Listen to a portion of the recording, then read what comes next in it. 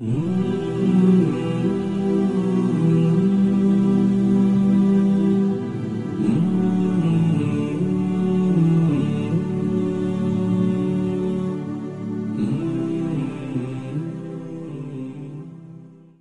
know, we live in this dunya and we are fascinated with this dunya which Allah subhanahu wa ta'ala indeed has created in a beautiful manner. We're fascinated. There are over billions of people which live on this dunya at this moment in time. Over 6 billion people that live on the dunya at this moment in time. This dunya of Allah subhanahu wa ta'ala is so big, my young friends, that there is space in this dunya for billions and billions and billions or more people.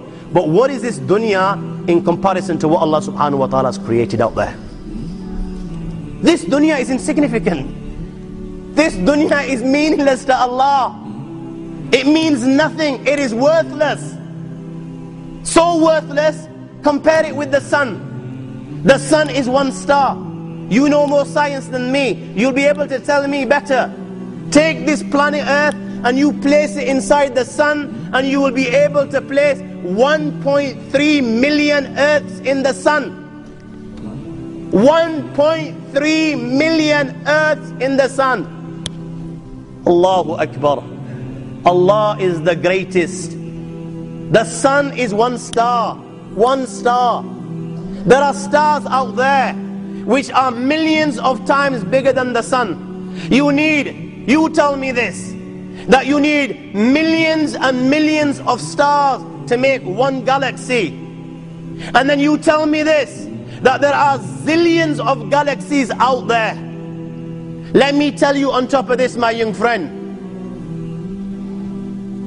after this, whatever you see above, when you raise your head and you look above, whatever you see above, the zillions and zillions and zillions of galaxies, let me tell you, everything there is within the first heaven. Everything there is within the first heaven, and Allah is the creator of 7 heavens. 7 heavens. And the distance between the first heaven and the second heaven is 500 years. You know, the distance that can be covered in 500 years, at what speed? Only Allah knows. Only Allah knows. But it will take 500 years to get from the first heaven to the second heaven. 500 years from the second to the third, third to the fourth, fourth to the fifth, fifth to the sixth, sixth to the seventh. Every time it will take 500 years.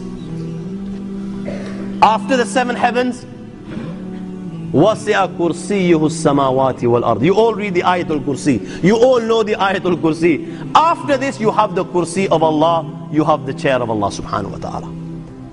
You know these 7 heavens that we've just talked about, in comparison to the Kursi of Allah, they're non-existent. They're meaningless. Rasulullah sallallahu alaihi wasallam has given an example in a hadith, just to give us a little bit of understanding with regards to the 7 heavens in comparison to the Kursi of Allah. Take a ring from your finger, take it off, the small ring that you have, and place it, let's say, in a desert, the Sahara Desert. It's the biggest desert in the world. You know that ring that we take off from our fingers and place it in the Sahara Desert? What comparison is in between the ring and the Sahara Desert? Nothing. Nothing.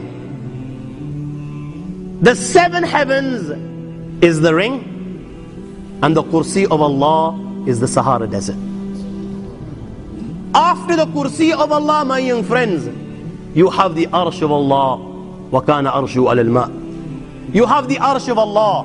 Again, Rasulullah has explained, so just so that we can understand. Take the ring, place it in the desert.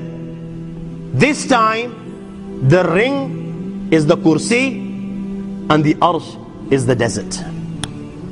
What is the Kursi in comparison to the Arsh of Allah? Nothing. Then you have angels which carry the Arsh of Allah. Their heads are in the 7th heaven and their feet are in the lowest earth.